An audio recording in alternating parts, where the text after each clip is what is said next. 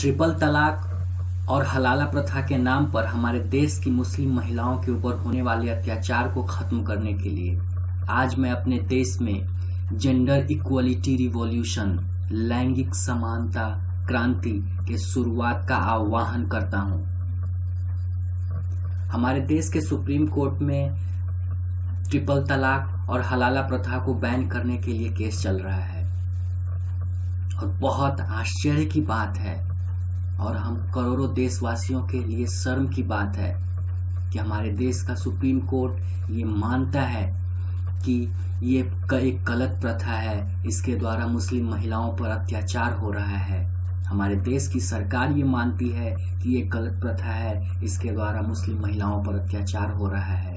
हमारे देश के बुद्धिजीवी लोग, तमाम राजनीतिक दल के नेता ये मानते हैं कि ये एक गलत प्रथा है और इसके द्वारा मुस्लिम महिलाओं पर अत्याचार हो रहा है। हमारे देश के तमाम पढ़े लिखे लोग ये मानते हैं कि ये गलत प्रथा है और इसके द्वारा मुस्लिम महिलाओं पर अत्याचार हो रहा है, लेकिन फिर भी उन्होंने केवल इसलिए चुप्पी साध रखी है कि केवल ये एक खास धर्म का मामला है, ये इस्लाम धर्म का मामला है। इस्लाम धर्म कभी भी इस तरह के अन्याय की इजाजत नहीं देता। पाक कुरान शरीफ में कहीं भी इस तरह के अन्यायपूर्ण काम को करने की इजाजत नहीं दी गई है।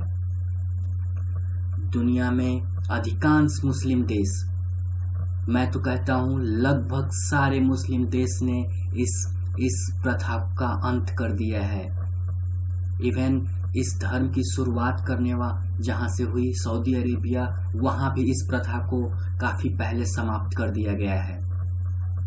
लेकिन हमारे देश में इस्लाम धर्म की आड़ में मुस्लिम औरतों पर ये अत्याचार हो रहा है और हम सब चुप बैठे हुए हैं।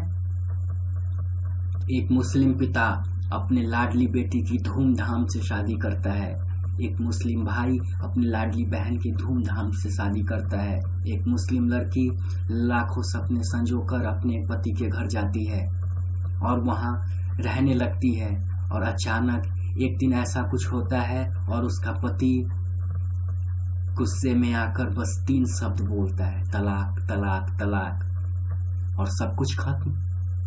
ये कैसे समाज में हम रह रहे हैं। आश्चर्य होता है कि हमारा खून इसके खिलाफ आवाज उठाने के लिए क्यों नहीं खौलता है।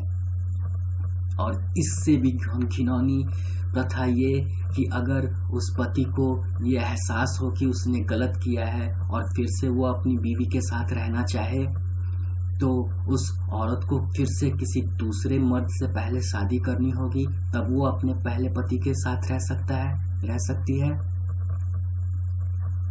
ये तो दिन दहाड़े यौन शोषण का मामला है। एक सभ्य समाज कैसे इस अन्याय को बर्दाश्त कर सकता है? और उससे भी ऊपर हम इसको अल्लाह के नाम पे करते हैं, इस्लाम के नाम पे करते हैं। क्या वो सर्वशक्तिमान वो अल्लाह ऐसा अन्यायपूर्ण काम करने की इजाजत दे सकता है? शर्म आती है हमें अपने देशवासियों पे कि वो कैसे इसको बर्दाश्त कर सकते हैं। मुझे उन मुस्लिम युवकों के बारे में सोचकर मानो अंदर से ऐसा लगता है कि वो करोड़ों मुस्लिम युवक, वो नौजवान क्यों सोए हुए हैं, क्यों इस गलत प्रथा को बढ़ावा दे रहे हैं, इसके खिलाफ आवाज नहीं उठा रहे हैं। ये किसी खास मुस्लिम औरत की लड़ाई नहीं है, ये सारे मुस्लिम महिलाओं की लड़ाई है। वो पिता जो अपनी बेटी की हर नाज नखरे को सहता है, उसको बहुत लाड प्यार से पालता है, क्या वो अपनी बेटी के लिए ऐसी व्यवस्था चाह सकता है? उसका खून क्यों नहीं खौलता इस प्रथा को बंद करने के लिए?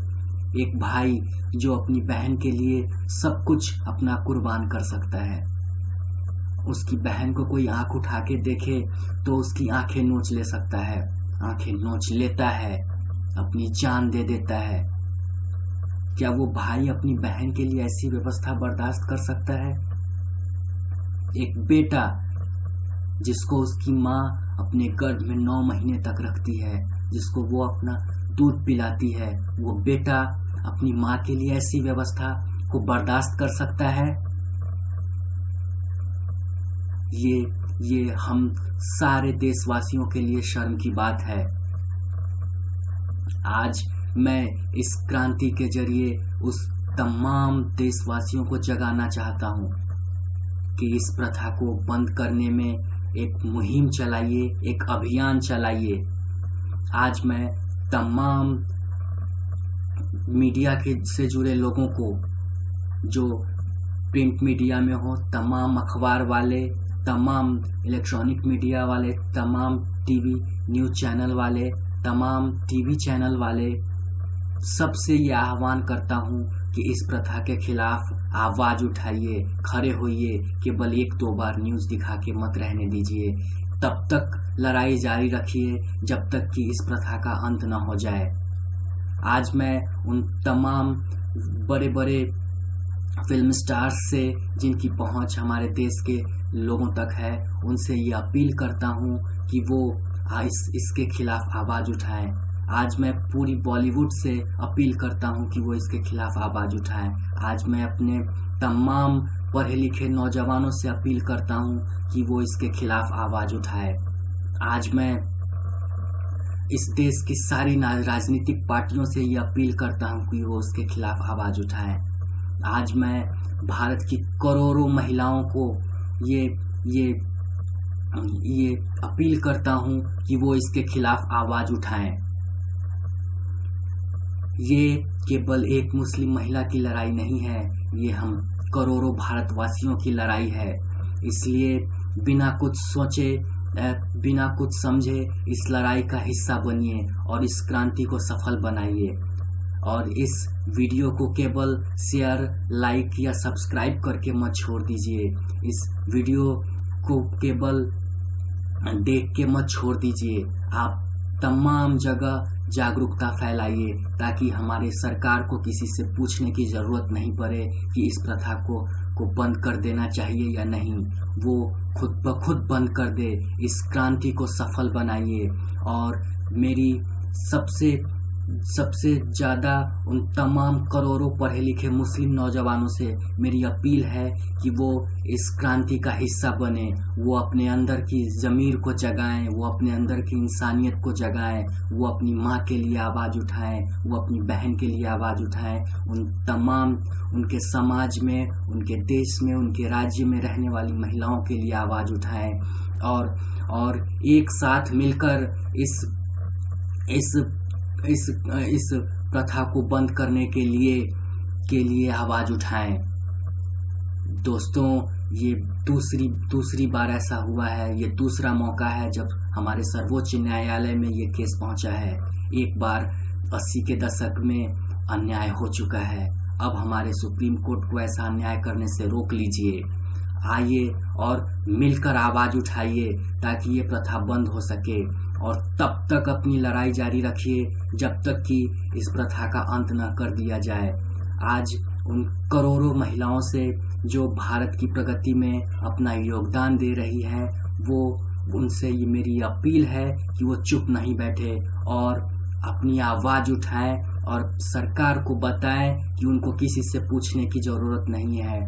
हम तैयार हैं इस प्रथा को बंद करने के लिए। जय हिंद, जय भारतीय नारी।